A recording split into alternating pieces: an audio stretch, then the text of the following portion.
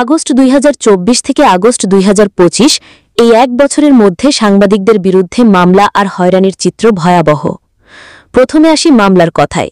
অন্তত 137 জন সাংবাদিক এ সময়ে বিভিন্ন ফৌজদারি মামলায় অভিযুক্ত হয়েছেন।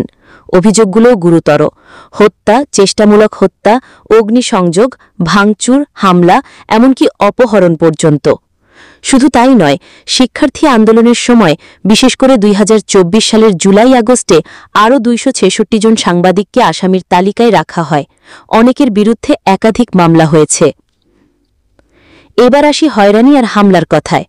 ট্রান্সপারেন্সি ইন্টারন্যাশনাল বাংলাদেশের রিপোর্ট বলছে, আগস্ট 2024 থেকে জুলাই 2025 পর্যন্ত অন্তত 496 জন সাংবাদিক বিভিন্নভাবে হয়রানি, হুমকি আর মামলার শিকার হয়েছেন।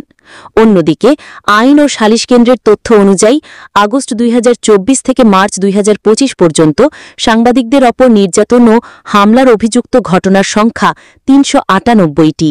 অর্থাৎ এক বছরে সরাসরি গ্রেফতার হয়েছেন মাত্র 7 জনের মতো সাংবাদিক, কিন্তু মামলা, হয়রানি আর হুমকির শিকার হয়েছেন কয়েকশো মানুষ।